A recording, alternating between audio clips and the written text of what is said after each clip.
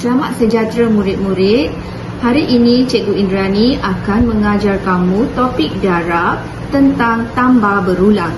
Mari kita lihat beberapa contoh yang cikgu akan tunjukkan kepada kamu. Cuba kita perhatikan. Di sini terdapat 3 kumpulan. 1, 2, 3.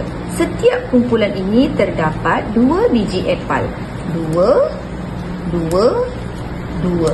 Mari kita kira jumlah biji apple semuanya. 1, 2, 3, 4, 5, 6.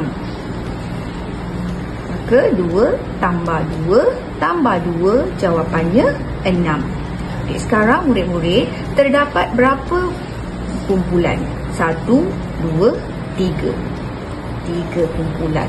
Setiap kumpulan terdapat berapa biji apple? 2 biji apple kan? Kita letak 2.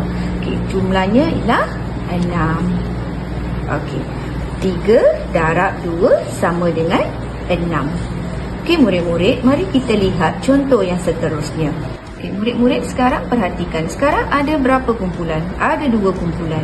Setiap kumpulan ada 3 biji bola. 1, 2, 3.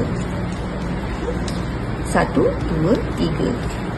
Sekarang kita kira jumlah bola. 1, 2, 3, 4, 5, 6.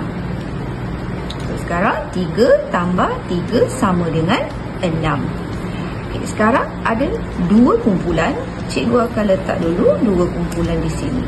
Setiap kumpulan ada berapa biji bola? 3 biji bola. Cikgu letakkan 3. Okay, jawapannya 6.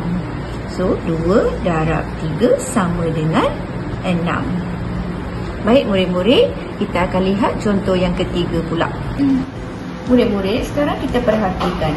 Di sini terdapat 4 kumpulan. 1, 2, 3, 4.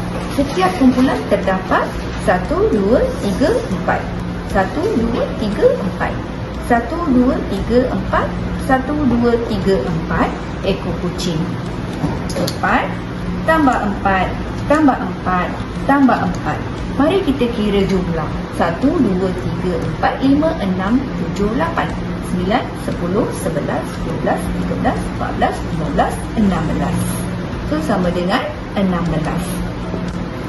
Sekarang kita ada berapa kumpulan? 4 kumpulan. Setiap kumpulan ada berapa ekor kucing? 4. 4 darab 4 sama dengan 16. Okey. Lepas ni cikgu akan tunjukkan satu lagi contoh. Sekarang kita perhatikan, di sini ada berapa kumpulan? Ada 2 kumpulan. Setiap kumpulan ada 1, 2, 3, 4, 5, 6 batang pensel. 1, 2, 3, 4, 5, 6. 6 tambah 6 sama dengan jumlahnya 12. Ada 2 kumpulan. Setiap kumpulan ada 6 batang pensel. Sama dengan 12. 2 darab 6 sama dengan 12. Dengan contoh-contoh ini, cikgu berharap murid-murid dapat memahami konsep darab dan tambah berulang. Itu sahaja daripada cikgu. Terima kasih.